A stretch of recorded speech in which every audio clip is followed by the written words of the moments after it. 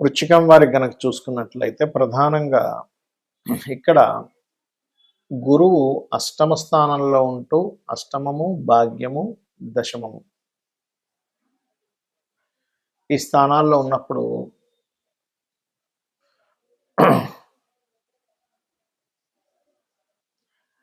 ఈ కాంబినేషన్ ఏదైతే ఉందో అష్టమ స్థానంలో ఉండేటువంటి గురువు ఎటువంటి ఫలితాలు ఇస్తాడు? పాజిటివ్ అండ్ నెగిటివ్ రెండు ఉంటాయి. భాగ్యంలో ఉంటాయండి, దశమంలో ఉంటాయండి అనేటువంటి విషయాలు చెప్తుంది. నేనైనప్పటికీ చెప్పిస్తుంది సాక్షాత్ లలిత అమ్మవారిగా భావిస్తూ ఇక్కడ ప్రధానంగా ఈ గురువు ఎప్పుడైతే దశమంలో కేతు ఉండి మళ్ళా దశమంలో గురువు రావడం, భాగ్యంలో గురువు వెళ్ళడం, ఈ యొక్క ఫలితాలు ఎలా ఉండబోతున్నాయి ఏమిటి అనేటువంటి విషయాలు కనుక చూసుకున్నట్లయితే ఈ గ్రహం అష్టమంలో ఉన్నందుకు మొట్టమొదటిగా వృశ్చికం వారికి మొదటి 8 నెలలు అంటే దాదాపుగా మనకి మార్చి నుంచి ఉగాది మార్చిలో వస్తే కనుక అక్కడి నుంచి చూసుకున్నట్లయితే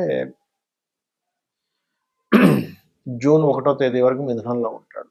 కాబట్టి మిథునంలో ఉన్నంత కాలము కూడా కాస్త మీడియేటింగ్స్ ద్వారా కొంత మనీని ఇస్తూ కొన్ని ఇన్సూరెన్సెస్ రిలేటెడ్ కొన్ని ఆకస్మిక సంఘటనలు కూడా జరగడానికి ఆస్కారం ఉంటుంది. భాగ్యస్థానంలో గురువు మనకి జూన్ 2 నుంచి ఎండింగ్ అక్టోబర్ ఎండింగ్ వరకు ఉన్నందుకు కాస్త దూర ప్రాంతాలకు వెళ్ళేటువంటి విషయాల్లోని మరియు అదేవిధంగా గమనించినట్లయితే కాస్త దూర ప్రాంత ప్రయాణాలు, బ్యాంక్ ట్రాన్సాక్షన్స్, జర్నీస్లో ముఖ్యంగా ఏదైనా వస్తువుల విషయంలో కొంత జాగ్రత్త పడుతూ ఉండాలి. ఇక దశమ స్థానంలో గురువు ఉద్యోగ అవకాశాలు ఇస్తూ ఉద్యోగంలో అందులో ముఖ్యంగా గవర్నమెంట్ ఎంప్లాయీస్కి కొంత మార్పులు ఇస్తున్నాడు. అక్కడ ప్లేస్ మార్పులు, ఇల్లు మార్పులు లాంటివి ఇస్తూ ఉంటాడు. కాబట్టి ఈ జాబ్ రిలేటెడ్ సంబంధించిన విషయంలో కొద్దిగా చూసుకుంటూ మీరు ఓం మాణిక్య మకుటాకార జానుద్వయ విరాజితాయ నమః చేసుకున్నట్లయితే అన్ని విధాలు బాగుంటుంది.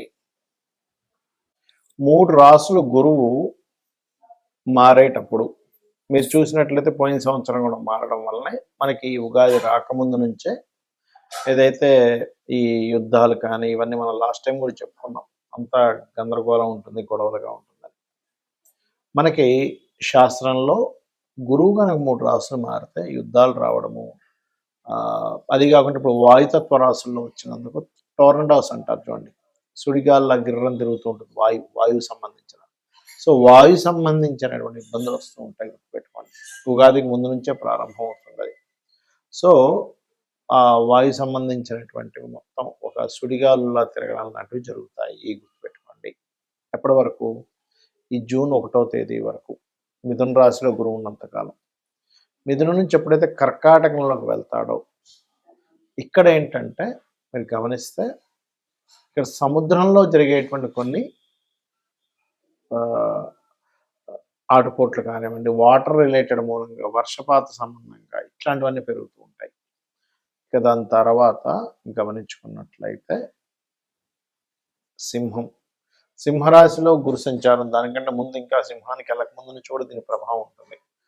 రాజుల మీద, రాజ్యాల మీద, ఇప్పుడు కాలంలో తీసుకుంటే సీఎంలు, పిఎంలు, ప్రెసిడెంట్లు వీళ్ళ మీద ఎఫెక్ట్ పడనుంది, పెట్టుకోండి. అయితే ఇది ఒకటేనా అంటే ఈసారి మనకి ఈ సంవత్సరం రావడం కూడా, ఈ కొత్త సంవత్సరం కూడా కాలసర్ప యోగంలో వస్తుంది. అలాగే మరొక విషయం ఏంటంటే ఇక్కడ గమనించినట్లయితే ఈ యొక్క గ్రహస్థితి ఏదైతే ఉందో ఈ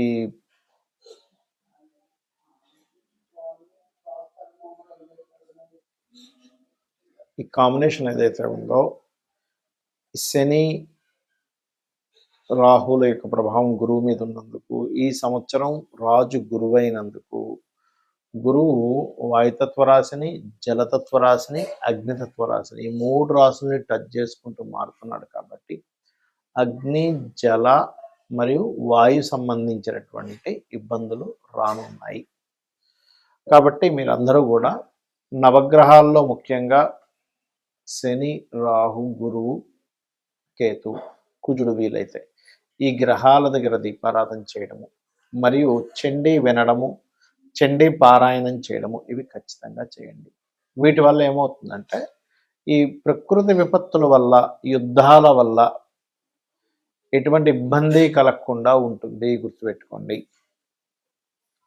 అలాగే మరొక విషయం ఏంటంటే ఇక్కడ గమనించినట్లయితే ఈ యొక్క కాంబినేషన్ ఏదైతే ఉందో పర్టికులర్గా మనకి గమనించుకున్నట్లయితే ఈ యుద్ధ సంబంధించింది అనుకోండి, లేకపోతే ఇవన్నీ పెరుగుతున్నాయని చెప్పుకున్నాం కదా. ఈ 3 రాశులు మారుతున్నందుకు మరొక విషయం ఏంటంటే మిథున రాశిలో ఉన్నప్పుడు ఈ కమ్యూనికేషన్ రంగాలకు సంబంధించిన, ఈ సిగ్నల్స్కి సంబంధించిన ఇటువంటి విషయాల మీద దాని ప్రభావం పడనుంది, గుర్తుపెట్టుకోండి. అలాగే మరొక విషయం ఏంటంటే ఒక రకంగా చెప్పాలంటే ఇది 3వ ప్రపంచ యుద్ధమే, ఇంక దానిలో ఎటువంటి సందేహం లేదు.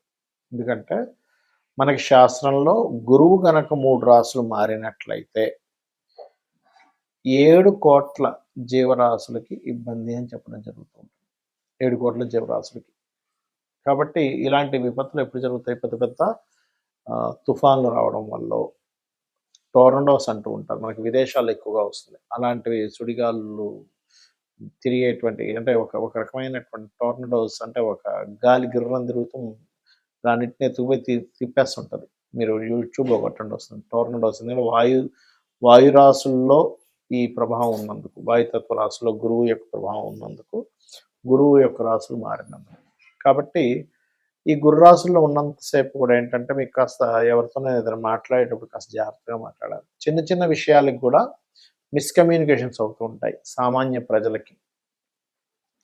అలాగే కాస్త ఫ్లైట్ల మీద ప్రయాణం చేసేటప్పుడు కూడా సామాన్య ప్రజలు ఈ యొక్క జూన్ 1వ తేదీ వరకు కొంత జాగ్రత్తగా ఉండాలి. ఇక జూన్ 2 నుంచి అక్టోబర్ ఎండింగ్ వరకు వాటర్ మీద వెళ్ళేది, లేకపోతే వాహన సంబంధించిన వాటి మీద మీరు గమనిస్తే లాస్ట్ ఇయర్ కూడా మనకి అతిచారంలో గురువు ఎప్పుడైతే మిథునం నుంచి కర్కాటకం, వృషభం నుంచి మిథునం, మిథునం నుంచి కర్కాటకంలోకి ఎంటర్ అవ్వగానే విపరీతమైన యాక్సిడెంట్స్ అయ్యాయి. మీరు గుర్తుపెట్టుకోండి, చాలా యాక్సిడెంట్స్ విపరీతంగా అయ్యాయి. ఏమిటిది? తెల్లవారితే లభిస్తే చాలు, యూట్యూబ్ ఓపెన్ చేసినా, పేపర్ ఓపెన్ చేసినా సరే ఎప్పుడు యాక్సిడెంట్సే ఉన్నాయి. కాబట్టి జూన్ 2 నుంచి అందరూ కూడా ఈ యొక్క అక్టోబర్ ఎండింగ్ వరకు కూడా వాహనం మీద వెళ్ళేటప్పుడు కాస్త జాగ్రత్తగా వెళ్ళండి, గుర్తుపెట్టుకోండి. ఇక